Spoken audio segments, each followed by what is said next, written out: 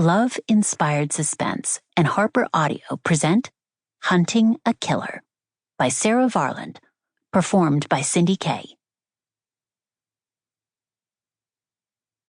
For God so loved the world, that he gave his only begotten Son, that whosoever believeth in him should not perish, but have everlasting life. John 3:16. To my family. 1. If he hurried, he just might get there in time, Finn McDaniel told himself as he pressed down on the accelerator, navigating the winding mountain road. The window was open, and the Alaskan summer air was cool today, the sky overcast. And it was one of those days where Finn didn't think he'd miss it at all when he finally got out. 7 years in the Bureau. 8 years since his sister had disappeared. 9 years since the last time he could remember really loving the place where he lived. Alaska's wildness, its untamed spirit and beauty, juxtaposed with ever-present danger, had seemed a lot more appealing to him before Tori's death. Since then, really, he just wanted to be somewhere safer, more controlled, less wild. His bosses had promised he was almost free. One more case, they'd said. Then word had come into the Anchorage field office where he worked that the small town of Eagle Bend, his hometown, was dealing with a serial killer.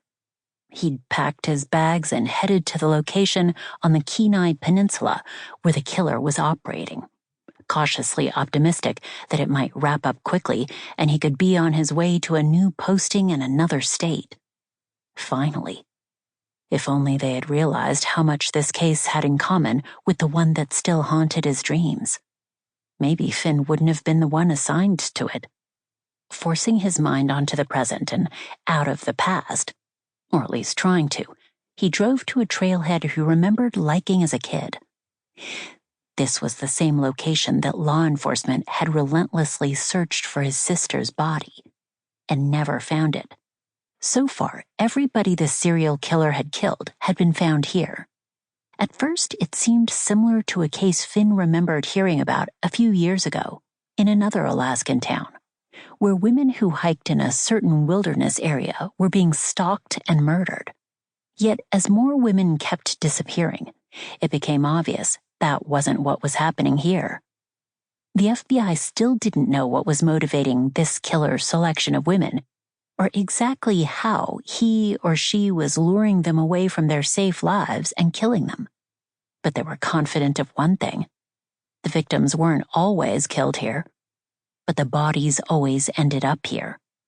He parked in a rush and hopped out of his vehicle, then started the hike faster than he usually did, enjoying the feeling of his legs burning as he pushed his pace and moved from the well-traveled main trail onto a side trail. He was choosing by instinct now. His information hadn't been specific enough to predict exactly where in the vast backcountry the next victim might be, nor did he have any guarantee that the next victim would still be alive when he got there.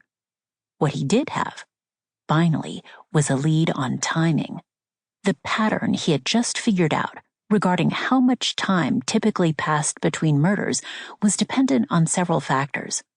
But in this instance in particular, he felt confident the next murder was going to occur today, and very soon. He had to hurry. He had no idea who the victim would be, since no women had been reported missing.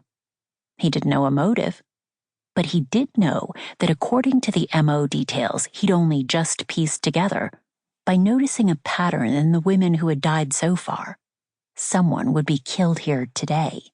Desperation pushed him forward. He'd hardly let himself consider on the drive over that it was possible he might be able to stop a murder. But now he found himself hoping, wishing. He rounded a corner, moved quietly through the trees, catching a glimpse of movement in a clearing, and moving in that direction. A figure. Maybe two. All of his adult life, Finn's main goal as an FBI agent had been to stop crimes before they happened, to dismantle plans. Sample complete. Ready to continue?